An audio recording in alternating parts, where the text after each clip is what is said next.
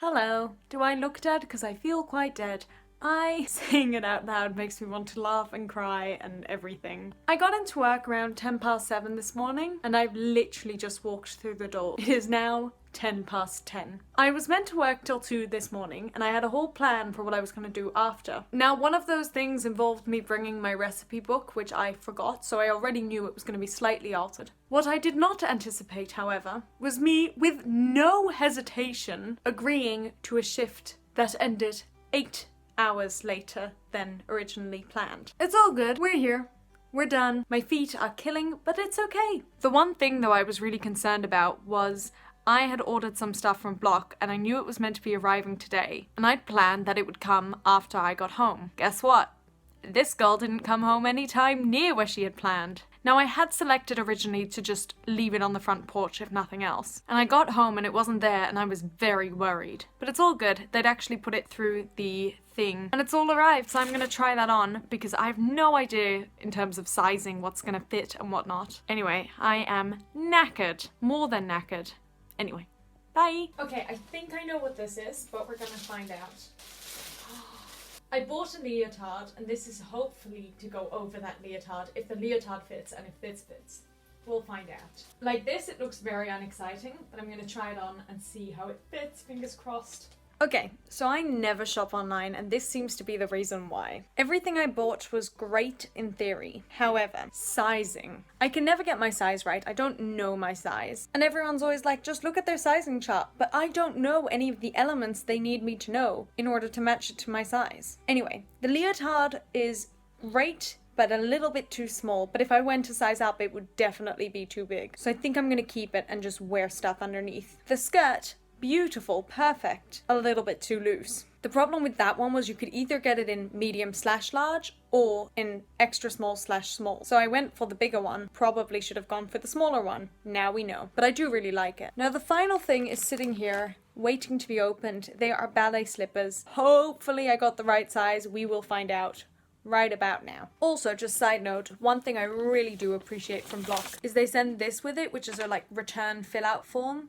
which I think is very good of them. So I got a size 4.5B, which hopefully should be okay. We'll find out. This is such a Cinderella moment. Does the shoe fit? Look, I mean, it's definitely a size too big, but it could be worse. Do you know what?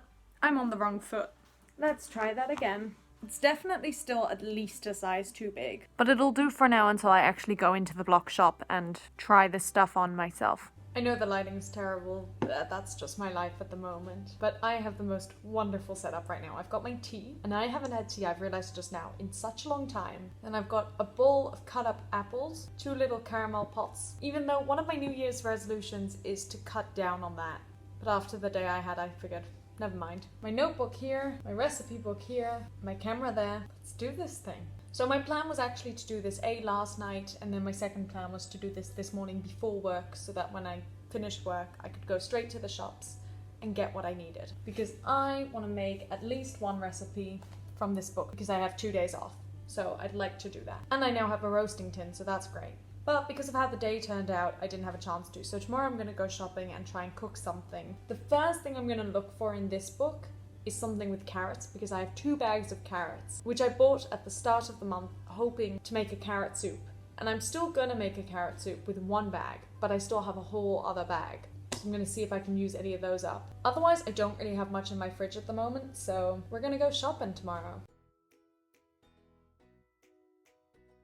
So far I found 2 recipes, but I've just had to stop mid-recipe book because they have this wonderful layout of various things and how to sort of make the basics of them and create your own. Oh, the book I didn't know I needed. So here's the thing, I'm not very adventurous with my eating, and I'm definitely not very adventurous with my cooking. And so I think I'm scared to try a lot of these recipes, but they're all quite nice. I just think I don't want to risk making something, spending probably hours on it, only for me not to like it. But that's so ridiculous, because the whole point of this recipe book is to expand my cooking horizons and my eating horizons. So I think I found somewhere a recipe that I really liked, but I was worried about it being too spicy. I'll cut down the spice. Also though, there's a lot of ingredients. I don't know what that means, so I don't know if it's a vegetable or if it's a cheese or if it's Anyway, we'll find out. I'm gonna look it up. It'll be great. But I'm gonna try and find that recipe, see if there's anything I really can't eat for whatever reason, like chili, and figure out how I'm still gonna make it. Dun dun dun! So the recipe I'm hoping to make tomorrow is a spiced roasted carrot and bean curry. So part of the recipe is chili powder, which I'm definitely cutting out. There's also ginger, mustard seeds, and ground turmeric. I think that's how you pronounce it. Oh, and 10 curry leaves. I completely missed that. And I'll probably just play around with how much I put in. So instead of doing 10 curry leaves, I might do 3. What could go wrong? I don't even know if they sell curry leaves. They probably do, I just wouldn't know where to look. And also, I obviously am gonna need like baking paper or foil even. No, baking paper. And the really brilliant thing about this recipe book is that it also recommends things to serve it with, so rice or yogurt or peanuts. So I've got those written down too. I think I'm going to look for another recipe that I can maybe tackle at some point. Not that I have another day off this week, but we'll see. Maybe I can tackle 2 recipes in one day. Ooh.